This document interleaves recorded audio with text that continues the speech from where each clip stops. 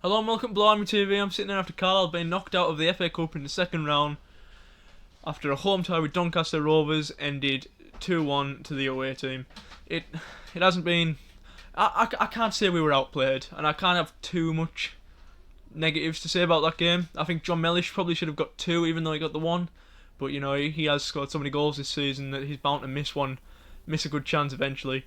But he played well today. Him, Callum Guy and Joe Riley in the midfield, I thought were good attacking wise, but I think they left a lot to be desired defensively. And by that I mean in the first half. I think they really upped the game in the second, same with the defence. But I think in the first half, where they scored their two goals, we conceded too much space in the midfield area, and it really cost us. Nick Anderton at left back. I've been a big defender of Nick Anderton when he's had bad games, but he really wasn't at the races today. Obviously improved late on in the second half, and I thought he looked good as soon as that Sims went off for Doncaster, who I think was their best player today. I'd give him man of the match, and I have no idea why they took him off. Speaking of players, I don't know why they've took it off. Chris Beach with Josh Dixon today. He put him on for the last 20 minutes and then took him off. I can't really understand the thinking behind that. I understand that he wanted to take a midfielder off for an attacker, but don't take off the midfielder you've just put on. That's stupid. It's like what Duncan Ferguson did in the Premier League to, I think it was Keane. Was it Keane? Just one of the Everton youngsters, anyways, when he took over a caretaker manager. And it must shatter a player's confidence, especially a young player like Josh Dixon. Because, and another thing, he didn't play particularly badly.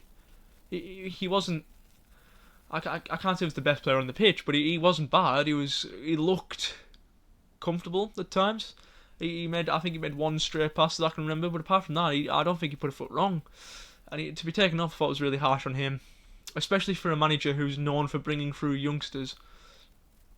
I thought it was really harsh from him today, and especially when Riley comes on for Dixon, and Riley doesn't play particularly well. That's Gavin Riley, not Joe Riley. I can't understand the thinking behind that, but you know, I thought other than that, Chris Beach's tactical decisions were okay, because the substitution, putting him on, and it worked, putting him on for Joe Riley. Nick Anderton, though, I think he probably should have been taken off, but at the same time, is Jack Armour really ready to be playing against League One opposition?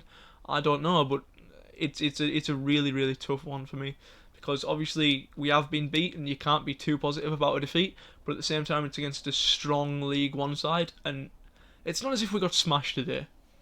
I haven't seen the possession stats yet, but I can't imagine they'll have too much of it, because it seemed the only two good chances they had they scored from, and we obviously missed a few good chances. John Mellish getting the goal, no surprise there.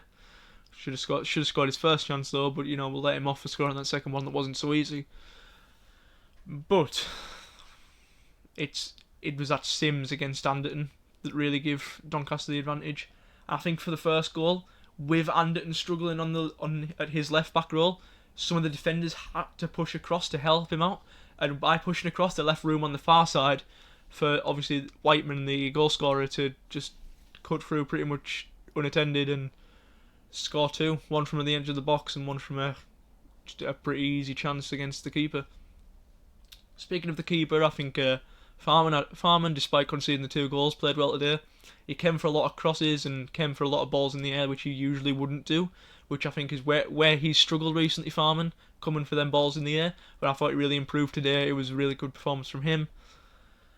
Aaron Hayden, I think it's largely him that set up our first goal, but I think he made a few lax decisions in the first half, but really came out in the second half. And I love to see that from him, because he hasn't played well in these last few games, but he really played well to the second half today. He obviously, you know, I assume Chris Beach just gave him a boot up the arse and said, right, you need to improve, and he did. But it's the captain, Nick Anderton, for me, who I think didn't play particularly well today. And maybe that's just coming up against such a strong League One player in Sims, because Sims was there man of the match today, and I think it's very difficult for any left back to deal with him. But Nick Anderton didn't cope with him. as well as I'd assumed him to. Amari Patrick getting his start today ahead of Alessandra. Obviously, Alessandra came on in the second half, but really good performance from Amari Patrick today. I think he was our main goal threat against their right back, their left back even. Sorry, he looked sharp.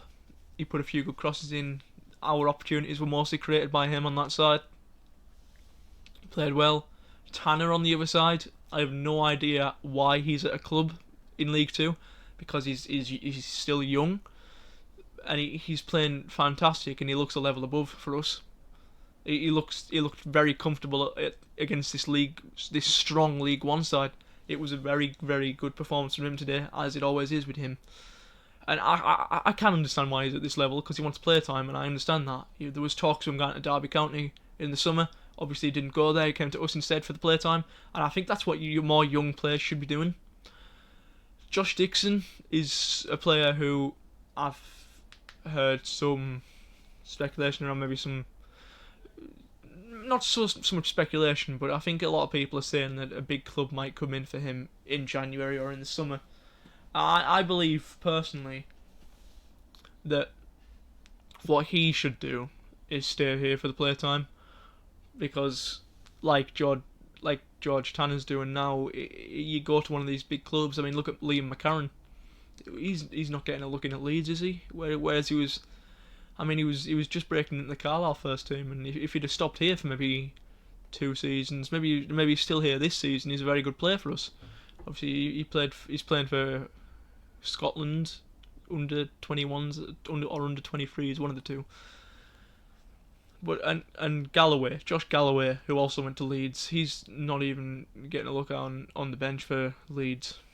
But look, it's a difficult one, because obviously them kind of players are going to go and they're going to look for higher wages. But in the long run, maybe, as George Tanner's maybe realised, staying and getting the playtime and proving that you're a good player is better for you in the long run than just going away for the money, like a lot of the young players are now. So, advice to Josh Dixon: stay here for a bit longer. Well, assuming Chris Beach stops doing silly stuff like he did today. And especially because the club's looked after him for 2 years, really, haven't they? He's been injured for 2 years. Obviously not his fault. He was looking promising before he got injured. But the club's kept him on the payroll for 2 years as he's been recovering. So, yeah, Josh Dixon looking a good promising player for us, maybe for the future. George Tanner at his usual best. And a player I haven't spoke about yet, Bennett, the centre-back. I feel a bit sorry for Rod McDonald, because he's gone off injured and give his place to Bennett, and I think it's going to be very difficult for him to get his place back against such a good player as Bennett is. Bennett's only on a very short-term deal though, and if we can get that extended, that would be very nice.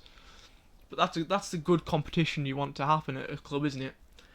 We've brought a player in who's excellent, and we've got an excellent player contending for that spot. It just shows, if an injury ever happens, we've got excellent backup. Yeah, look, it's a difficult one to take today, because I thought we looked good, and even at times after we scored that first goal, we looked like we were going to score again. Obviously, that half chance, really, Riley just kind of put over the stand. It's a hard one to take, but it's one we move on for. Salford next. They've just had a hiding by, I believe, Newport yesterday, 3-0. Hopefully we can do the same, because we can beat Newport and they can beat Salford. So it's mathematically we should be doing well against these lot. So look, I'm going to be there. I firmly believe, if things stay as they are, I should be going to that match and finally get back the match day vlog videos back, and not just me sitting in my loft. But I'm so excited to go back. Fans need to be back at stadiums like that, and I think if fans were at that game today, it could have been a very different story with us pushing our players on. And I'm happy for John Mellish's sake that fans are going to be allowed back soon, because I think he's gone on this amazing run and fans haven't been there to celebrate with him. But now if he can keep that going, fans will be back and they will be backing him. Obviously our most prolific goal scorer this season. So yeah, that's going to be it. I'll see you at Salford next week in a bit.